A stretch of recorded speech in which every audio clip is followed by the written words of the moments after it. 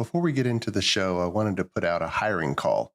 I'm looking for my next software engineering apprentice, a young .NET programmer to help me directly with my work, building architectural prototypes, figuring out new patterns, tons of coding. And I'm looking for a .NET programmer whose hobby is also programming. For the right person, programming isn't work, it's play. And besides a job, I can guarantee that you will learn faster than you ever have before. And I will invest in your professional education and we'll work together and you will grow. You'll report directly to me. So if any of this sounds interesting to you, just send me an email or give me a call. No? Let's get into our show. Philosophy on Architecture with Rockford Lhotka.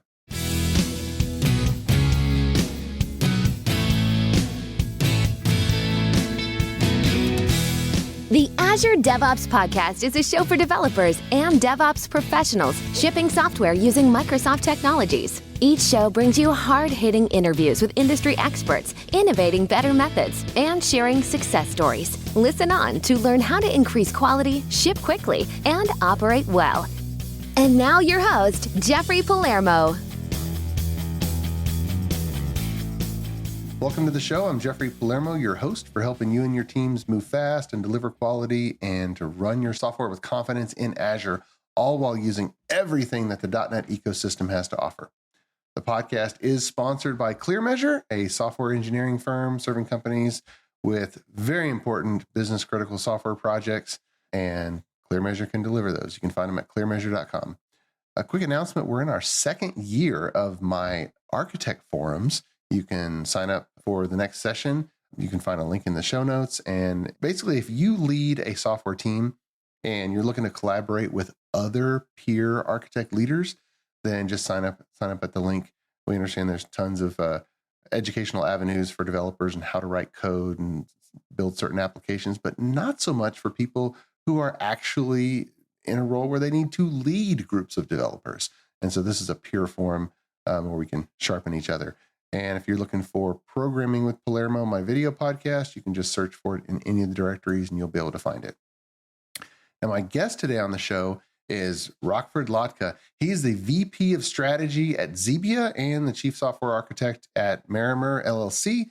He's the creator of the open source CSLA .NET development framework, the author of numerous books, and a regular speaker at major conferences around the world. Rockford is a member of the Microsoft Regional Director and MVP programs, and he is a returning guest on the podcast. We'll include a link to his last episode where we dove deep into CSLA. That was at episode 210, so we'll include a link in the show notes. So, Rocky, welcome back to the show. How are you, sir? Oh, I'm great. Glad to be here. Oh, I'm glad you are too. It's been over a year since we've had you on the show, but glad you're back. I think some of the things with you since then have changed. What are the big updates to kind of lead you into what you're focusing on today, your day-to-day work? Well, a year ago was about the time I joined a company called Xebia, which is now called Xebia. But I call myself semi-retired at this point. So I do some work at Xebia from a strategic perspective. And then I also have my own company that supports CSLA and does CSLA consulting and training. And so, yeah, I spend a fair amount of time, working on CSLA and a fair amount of time helping Xebia, especially the Microsoft service area within Xebia, be successful. So it's pretty much a lot of fun. Nice. And just to touch on CSLA, it's kind of remarkable, in my opinion, that you've kept a framework that kind of embeds certain patterns, but kept it compatible with all of the latest versions of .NET and C# when this is over 20-something year, 25 years old, right? Yeah, really? I think it's right now. I think it's close to 27 or in that ballpark. Yeah, right. Because there's been tons of frameworks out there that are kind of locked into a particular version of a technology, and this one, I mean, you made the transition to .NET Core, and now, I mean, you can use it on any type of .NET application, mobile apps, Blazor, WebAssembly, just everything. So it didn't get locked in in a corner like some frameworks do, and then they get old and stale. You kept it fresh. I and continue to try and do so. Yeah, it's part of it. I guess I like building tools and framework, that transcend any particular application, but also early in my career, in fact, most of my career has been focused on building, I don't know what you call them, enterprise apps or line of business apps, but basically the sort of thing that helps a company run or a big part of a company run. And the thing about those apps is that they last 10, 15, 20 years, right? Yeah. And often a lot longer than maybe we would prefer. And I very early in my career had some good mentors and good role models, and some bad ones, of course, too. But and maybe that's just as important, the bad ones, right? Because you see what people are not doing well, right? And I've always tried to learn those lessons and then bring them forward, and so that all of that informs CSLA and how I think about it, and yeah. Yeah, the way you framed it is awesome, but it's actually a little messier than that, because the reality is there have been some breaking changes that are quite substantial that affected the CSLA user base. And usually those have been driven by tech changes, like when Silverlight showed up.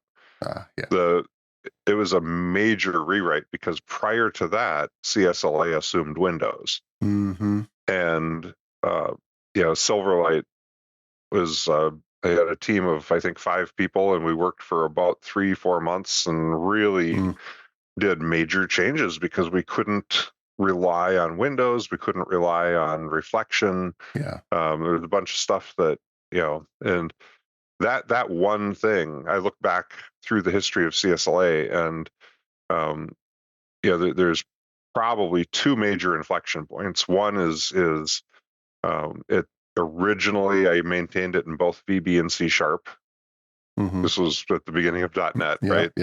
And that was possible because of a guy named Brant Estes, who helped get the C# version working originally, and then ultimately we dropped VB. So that was a huge inflection point.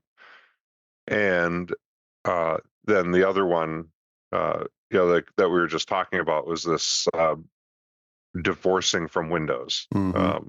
Becoming, I guess you'd say, purely .NET, because .NET arguably is not tied to Windows either, right? Yeah, it's cross-platform, totally. And especially now. But what's interesting is, because we did all that work in 2000, I want to say 2007, things like supporting Windows Phone, supporting .NET Core, were relatively easy because we'd already done all that work to make it make CSLA cross-platform and work on at least 2 different versions or flavors of .NET. So yeah, I can see that, because Silverlight worked as installed Mac applications too. So definitely any Windows APIs were not going to work. So so it was and really, I guess we weren't too tied to Windows, but we had some things, but a lot of it was the loss of like the binary formatter, the serializer that was built into .NET from the beginning, and now in .NET 9 is going to go away, be obsoleted. But we relied on that, for example, but Silverlight didn't have it. And in reflection, I guess I mentioned that. So the early versions of Silverlight did not have a full implementation of reflection. And so all of our use of reflection had to be redone or rethought. And that too was great, because that was resulted not only in becoming less platform dependent, but also huge performance improvements, because especially back then, reflection was relatively slow. Yeah, for sure. Well, you've had You've seen so many things and you have so much experience. I want to kind of get your perspective as you look at the various decades. I mean, my experience only goes back to 97 in a real way, so I don't know what came before, but I lived through the mega monolith, large systems in a single code base, build everything, deploy literally every piece together, to the conversation of, maybe we should do distributed systems. What the heck does service-oriented architecture mean? How should we have, one process talk to another process? And then the conversation about microservices is like, no, we need to have all kinds of little pieces running around and web services. And so that with so many new developers in the industry, I've said that so many times, but I mean, our industry has exploded. We have lots of developers who are in their first decade of experience, and they probably don't have any experience with the really, really large code bases, because we had the conversations on how should we structure layers and segmentation? How should we, because we have this massive single code base, how should we, make separation within it? And now a new generation is saying, no. I have separation on the outside. I don't have separation inside it. I have my separation on the outside, and I just have tons of web services talking through. Do you have a favorite general architecture when it comes to when to segment a different process and split things out versus no, these things need to be running in the same process? How do you think about that general spectrum? That was a nice summary, and I smile because I'm a little bit older than you in that I guess I started in 87 as a real developer, and so at that time, the mainframe world was still vibrant, and I worked in the mini computer space, DECVAX and Unix type stuff, and so we were the scrappy upstarts that were fighting against the mainframe elite, and I think about that, and I think we had to figure all this stuff out, and the mainframe people were kind of laughing at us because they were like, oh well, we already figured it out. But then of course you look at a lot of their code and it's crap. I mean, so to say that they already had it figured out is, but I think it's the same kind of thing where it's like every generation, if you will, of folks that come into our industry, to some degree, I think it's a fault of our education and training systems, and that we don't train on, we're not good at capturing decades and decades of lessons learned and then translating them in a way that I think like physics and chemistry, some of the other sciences are better at doing that, because you can't move chemistry or physics forward if you spend the first decade of your career relearning several hundred years of you know what I mean? Right.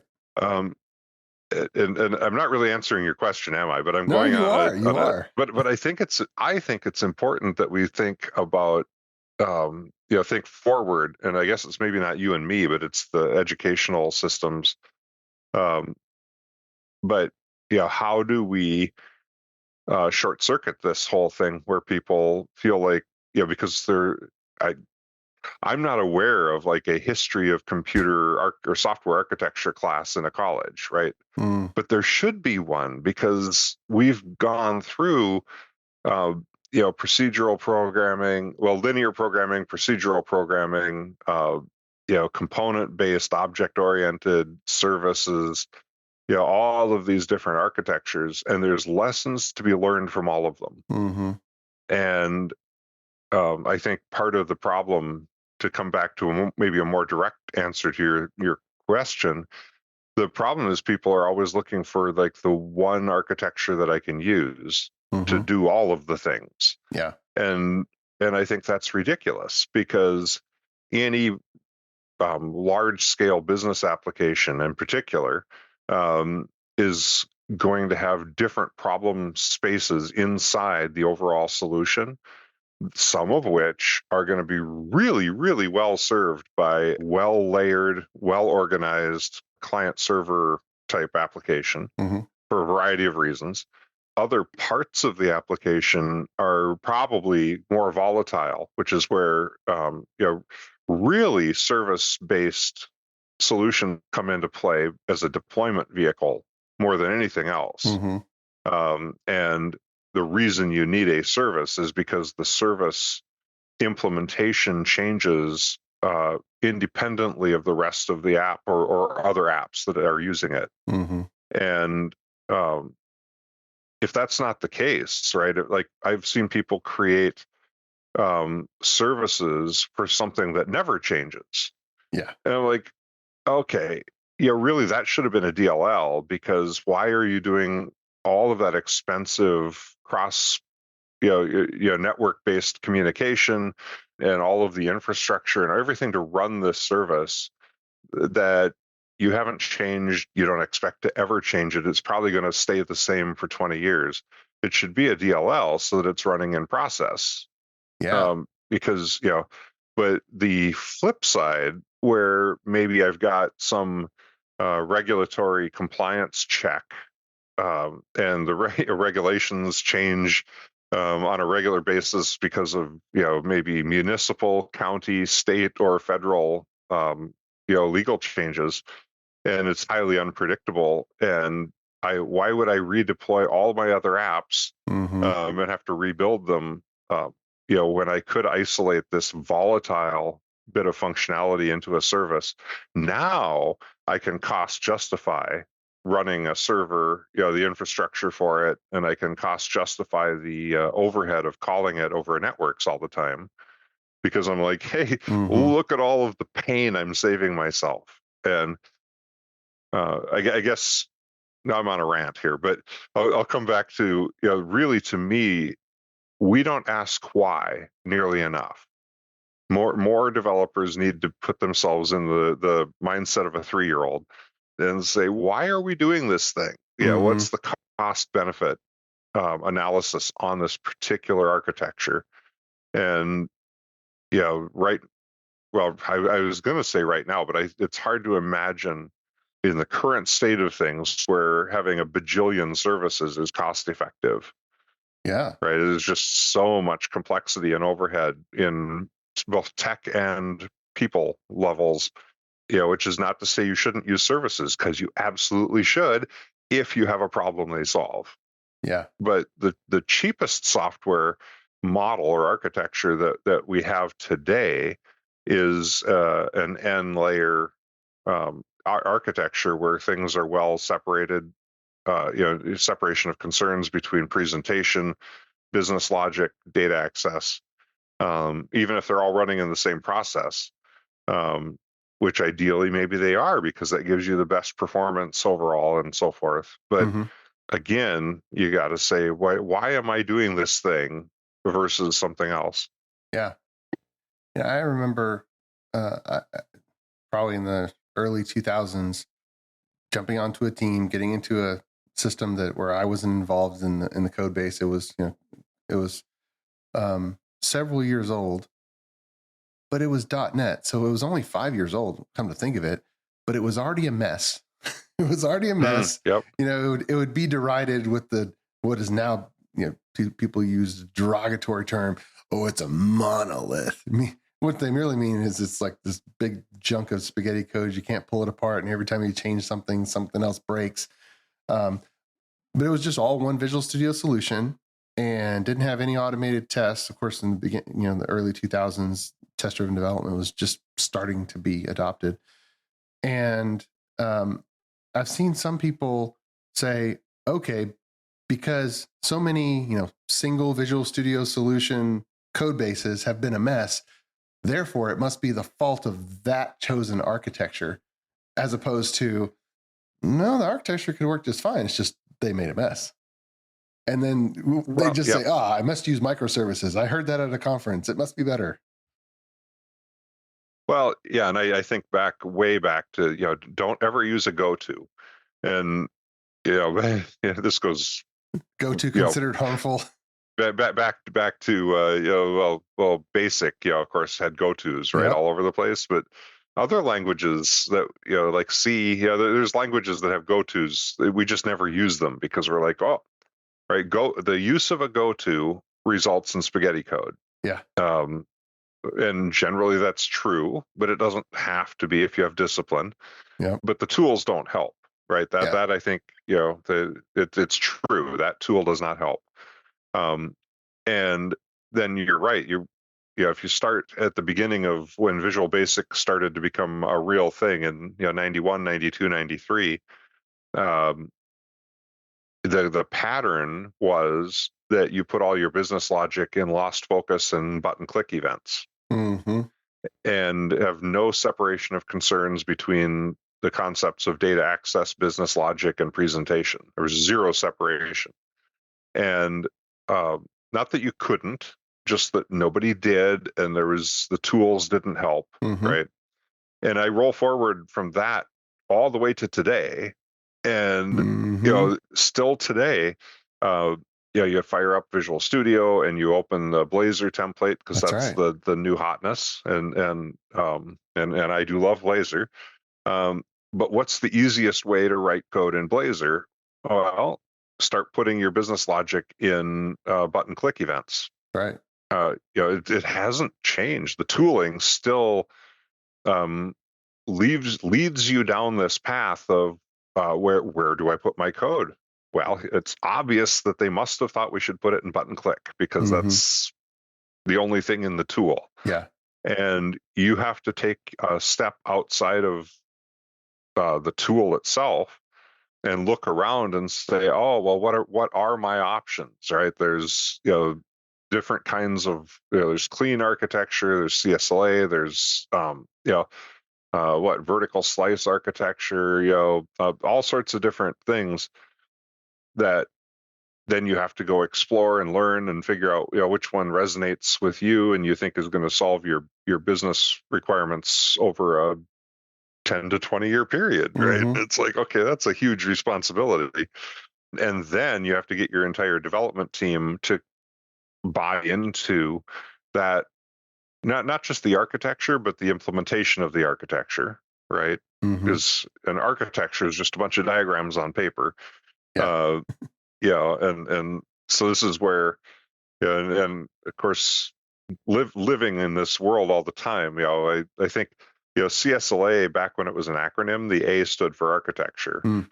And so my early books back in the 90s and early 2000s, half the book was on architecture. And then the other half was on the actual implementation. And that's part of, I think, the value is that you not only need to find an architecture, but then you need to find a framework that helps you consistently use that architecture.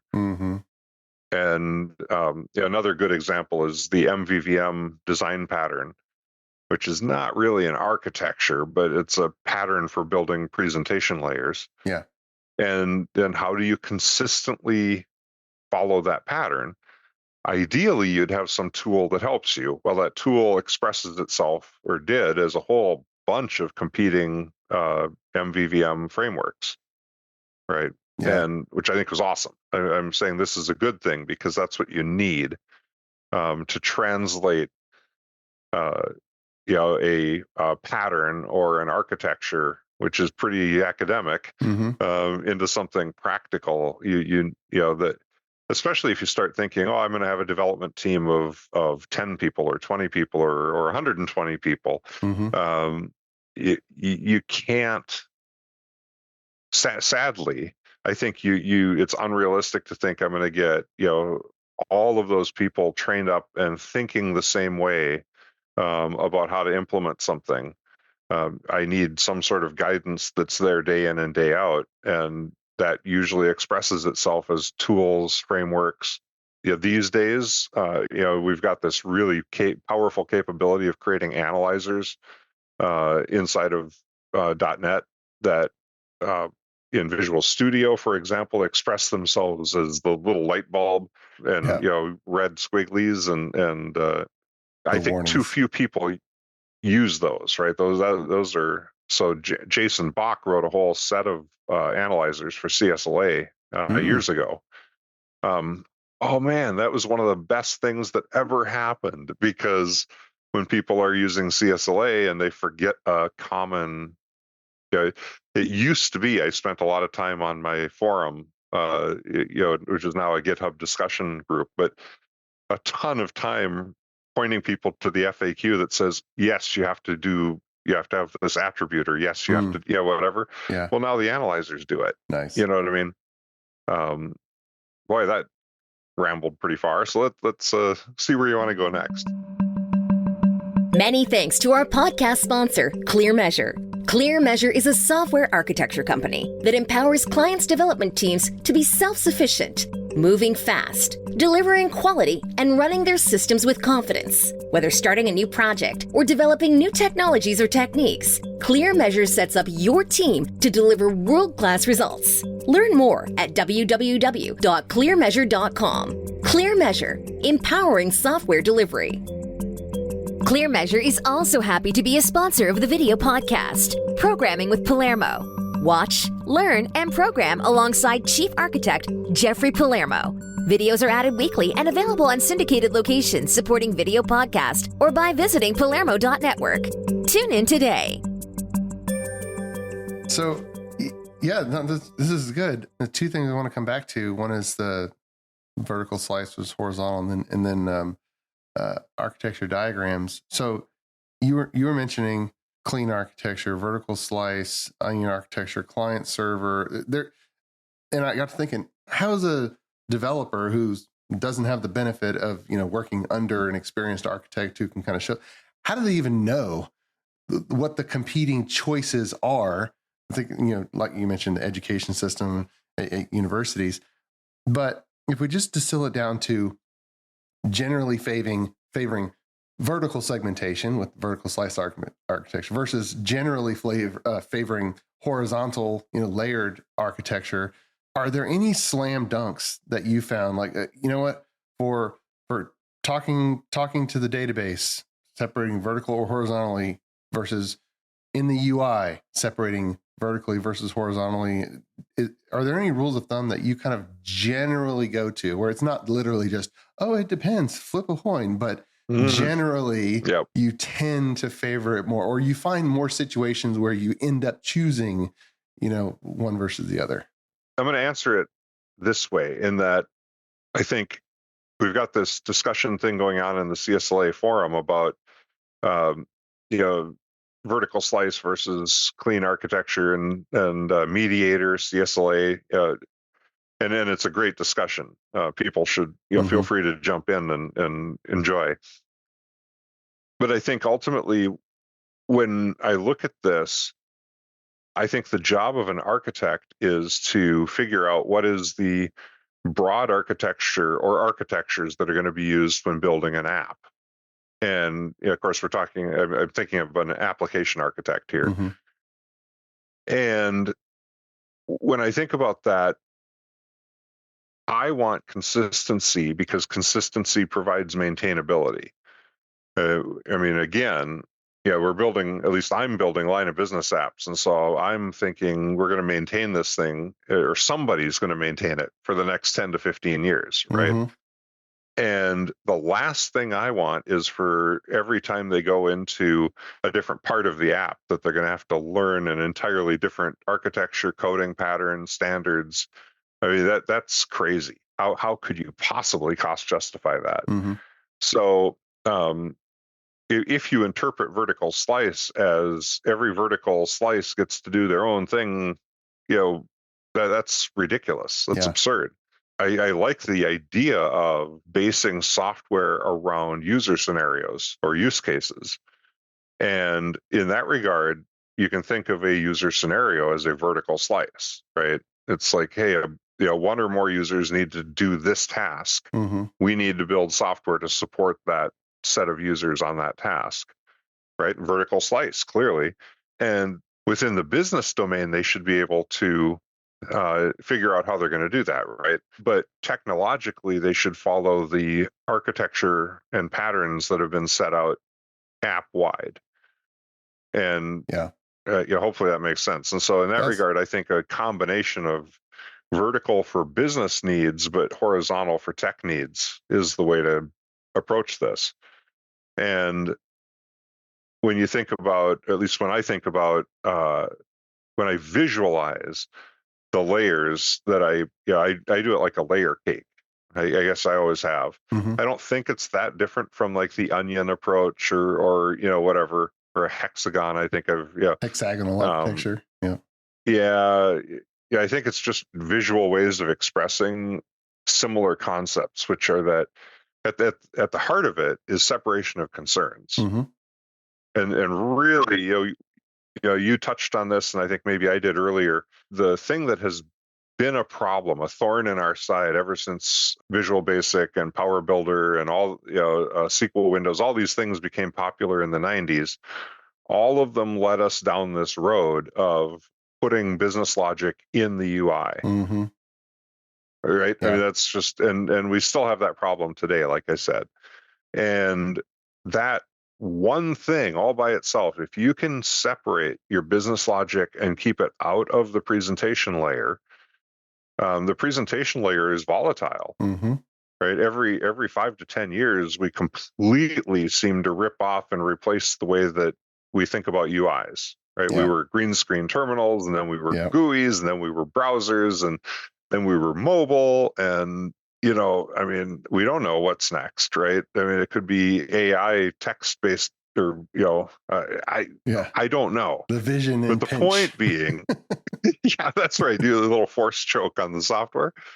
But the point being that if you think about your software being, living 10 to 20 years, and you think that you want it to be relevant to the current user base 15 years from now, you probably will have had to have ripped and replaced the UI. Yeah. Because the technology will probably have changed out from under you. Did your business logic, did your processes, did your business as an insurance company or whatever you are change in 15 years? No, not in any meaningful way, Mm-hmm. right? And so if you can keep the business logic out of the UI, you can rip off the UI, build a new one with minimal changes to the business layer, because your business processes, the fact that you have customers, you make products and you sell them, hasn't changed, and probably won't for the next ever. You know what I mean? Right. And then the other big separation of concerns area is data access. There too, I look back and I think, man, in some ways, the record set, data set, result set world that existed for 15 years was kind of nice, because it was productive, it was simple, it was seductive. Did I say that? That's right. It was so easy, so easy to use. It's like the dark side of the force, though, right? It's right. Like you go down that road, and forever will it dominate your path in a really bad way. Yeah. As long as you don't have to, scale the application, as long as performance bumps along the bottom, and you got if you can know the names of all the people using your software, you're generally okay with it. Yeah. There, and see, that's nice. Well put. So again, we're in this spot where, ideally no data access artifacts leak into your business or presentation layers. Mm-hmm. Right. And I use the word leak a lot. I'm like, did your business logic leak into your UI? Mm-hmm. And the reason I frame it that way is because it's so easy. I mean, it's just, you know what I mean? It's like, this number or this value needs to be a number, so I'll just put a little validation thing in the UI. And that might be okay if it gives the user a better experience. But the problem is that if you didn't also put it in the business layer, someday when you tear off that UI, that rule will get lost. Right. And or you put so many rules in the UI that you can never tear the UI off, which is where all the people that are maintaining, web forms, Windows forms, WPF apps are trapped. Yeah. And you mentioned the application architect is kind of providing the ways, the standards, and the norms. And with all of the tools that we have in the language and the base class library, there's always a way to define the business logic away from the user interface, but yet at runtime, have it run in the user interface.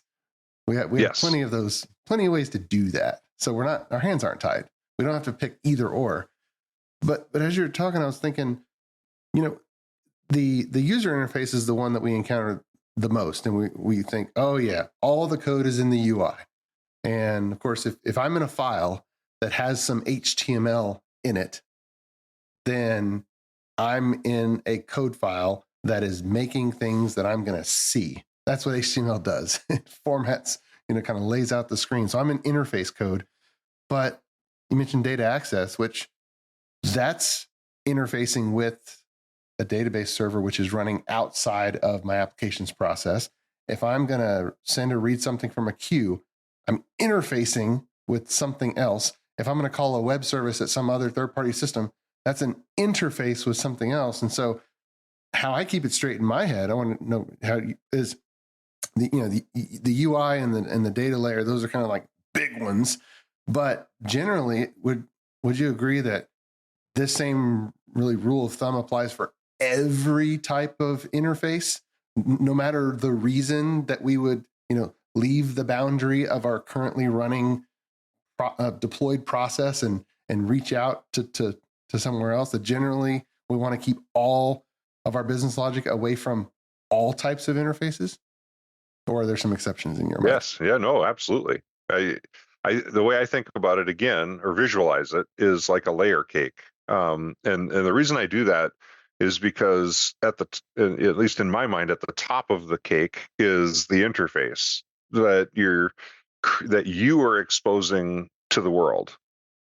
And so it's the icing. If I write code that nobody can interact with, obviously my code is useless, right? So I have some sort of consumer that I'm interacting with. And so at the top is this interface for my consumer. And the consumer might be a person. And so that interface might be HTML or XAML or whatever. But my consumer might be another app, in which case my interface might be JSON or binary streams or whatever.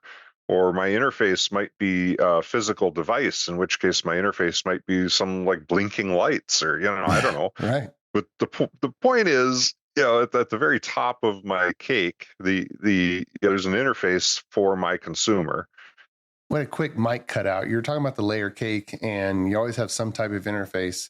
And so with all the interfaces having the same type of problem, I think of all the web service developers out there, and you're talking about JSON and whatnot. And so if I put all of my logic right there in the web API controller, am I not just putting all of my business logic again in some type of, it's not the user interface, but it's an application, programming interface? Yes, it is. Yeah. And that's exactly, I think, where we get into trouble. And because that too, right? We were on, XML, and now we're on JSON, and in the future, now gRPC is becoming popular. Yeah. So, are you going to do protobuf? And so, I think it's critical that when we think about separation from the interface that I expose to my consumer, my business logic should never be, and this is where in my layer cake, there are 5 layers. The first one's the interface. That's like the JSON or the HTML. The second is interface control, which is usually a presenter, view model, controller, whatever. And those combined are the presentation layer, the way we used to think about it, right? Zero business logic should go in either one of those. And they should talk to a business layer. And here too, I think we get into a challenge at this layer, because there's the M family of design patterns, right? MVC, MVP, MVVM. Yeah. There's a whole bunch of them. And people look at those and think, oh, that's my application architecture. But it's not. No. Those design patterns are only for the presentation layer. Right. And if you really look at the patterns, they tell you not to put business logic in the controller, the view, or the model. Yeah. And then you say, well, where do I put my business logic? And they're like, somewhere else. Right. That's right. Yeah. Okay, that's helpful. Thanks. but that's where you've got to come up with something that helps you figure out how you're going to implement and keep your business logic maintainable, which is again, in my world, kind of that's the purpose of CSLA right there. That's it. But if we continue this through the layer cake, right, to your point, then you get the data access layer, and then the bottom layer is data storage. Mm-hmm. And again, I think, and I agree with you 100% that those are interfaces. So if basically the data access layer exists to talk to whatever it is that's storing the data. Mm-hmm. And that's an interface. Now I've become the consumer. So my top level interface is what I expose to my consumers. Mm-hmm. The bottom level interface, that data access layer, is, hey, my data might be stored behind a bunch of web services or behind a bunch of stored procedures, which really are kind of the same thing, or maybe it's in an Excel file, or it's on a mainframe that I'm still calling, or maybe it's a combination of several things, right? That's especially if you're in a large, complicated legacy, enterprise. It might be that it's like, most of my data is in this, SQL Server, but we've got some over here in this old mainframe, and so when I have to call both, Mm-hmm. right? Well, that's what the data access layer is for, is to mitigate all of that, so that your business logic doesn't care, Mm-hmm. and your presentation layers don't care. It's all isolated. Again, it's the separation of concerns that, and you put them into layers, and so again, in regards to, an onion, hexagon, clear, clean, all of those ways of visualizing this problem, or use my layer cake approach. Really, they're trying to get at a way of presenting the same general solution, which is separation of concerns. And I come back to, that's all great because we put it all on paper, but in the trenches, day to day, when I'm trying to meet a deadline as a developer, right, that piece of paper means nothing. Mm-hmm. It's what are the tools and what are the patterns, what frameworks, basically what's making my life easiest, and I'm probably going to follow that path. Developers are like water; they follow the path of least resistance, right? Or electricity. Well, that point is, like you mentioned, you had a tendency. That point, I've always favored using the Visual Studio project system to isolate dependencies, because if a developer is in a project in a class file, and IntelliSense is popping them up all their choices, they start typing something and IntelliSense is popping up all the choices. Well, okay, great. Oh, I want to call that one. Well, if I have to remember which ones that I have a reference to and I can easily get to by adding a using statement, but oh wait, in this code file, I need to remember not to use it. Well, that's hard. That's not the path of least resistance. But if we structure the project references, so if I'm in a code file in a particular project, it shouldn't, in my opinion, it shouldn't be tempting to use code from the wrong library. Or yes, and that's since I created Onion architecture, it's heavy on dependency management. One of my annoyances is being in some business logic code and IntelliSense just suggesting to me that I directly call my data context or entity framework or some data access code. I'm like, no, I don't want that. I got all these types available. I can use all of them, but I'm not in my data layer. No. And so I've always been in favor of flipping that reference, using a C# interface and flipping that reference so that when I'm in my business logic code, I don't even know about all the data access types. I have, and because path of least resistance. Mm-hmm. I agree with you 100%. And you're right. Although I really like the newer Visual Studio feature where it'll come up with and suggest, hey, I can add this package reference for you. That's awfully convenient. But right. You're right. It can cause an accidental where your business layer directly uses entity framework or something, which is like, Yeah. No, that would be Right. bad. Now, you and I, and every senior developer out there is like, that's really not a problem. I know not to do that. Why are you worried about that problem? And they're right. You and I are not the problem with that. We could probably, have the wherewithal, even if it was, no, I'm not going to use it here. But the least experienced developer on the team, they're just going to do it. They're not going to That's know. Right. I totally agree with you. And that's exactly right. And not to dismiss that particular feature of Visual Studio because it's pretty cool, but then it becomes a training issue, right? It's like,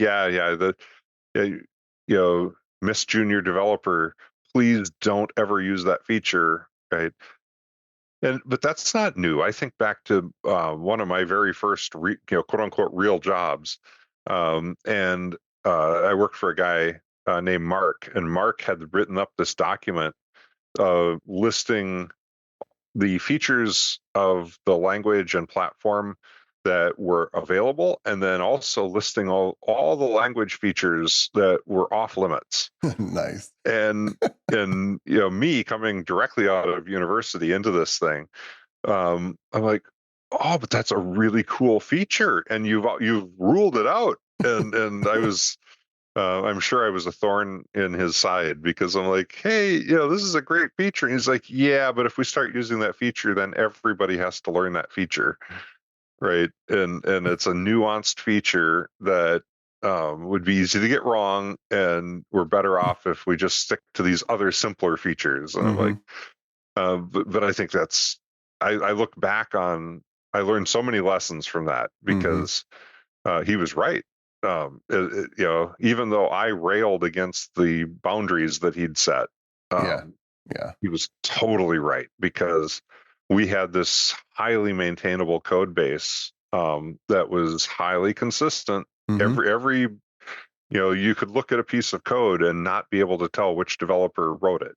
Nice. And that was awesome. And then we got acquired by a company where they had zero standards. And this is what really drove it home to me because I kid you not, we at this point we're using a language called VAX Basic, which was quite modern. It was more like Pascal, but it turns out that you could make it look like Fortran, you could make it look like COBOL, you could make it look like AppleSoft Basic with line numbers. And this acquiring company had all of the above. And and our pattern, I guess we had chosen, or Mark had chosen, that everything pretty much worked the way Pascal worked, or C, and it was very nice and very clean. And oh man, it was just this getting merged in with this complete chaos. And these developers were not stupid. This is the thing. They chose their patterns because nobody else could maintain their code. You see what I'm saying? It's like, this one guy wrote everything like it was Fortran. Well, nobody else wanted to maintain his code because it was, so different from what they were doing. And whereas the world, that I had been hired into, every developer could work on anybody else's code because it was always consistent. You were doing collective code ownership before it was cool. I guess. Yeah, right. This was back in 87, 88, something like that, a long time ago. Well, yeah, you had that explosion in the 90s, and then the Agile Manifesto in 2001, which was to look back and say, oh, okay, we as an industry are doing a whole bunch of things that don't make sense. We need to shift here. Well, hey, we're kind of on our time here, but man, this is a fascinating discussion. I appreciate you coming back on the show and talking to us about your philosophy on architecture and how it plays out. I know that listeners got a lot of value from this conversation. Yeah, I hope so. I obviously really enjoy this sort of topic, and I think it's something that I'm not going to solve in my time in the industry, but boy, it would be really nice to start seeing movement toward capturing a lot of what we're talking about here. And see, there's all these people that have all of this wealth of experience, and we have to figure out a more efficient way to pass that on to future upcoming developers so that they can short circuit having to kind of relearn everything, right? Yeah, for sure. If you don't know history, you're condemned to repeat it. Yeah, there you go. Awesome. Well, thanks for being on the show. And dear listener, until next time, keep shipping. You've been listening to the Azure DevOps Podcast, a show for developers and DevOps professionals shipping software using Microsoft technologies. Go to www.azuredevops.show for show notes and other episodes. On behalf of your host, Jeffrey Palermo, and our sponsors, thanks for listening, and may God bless you.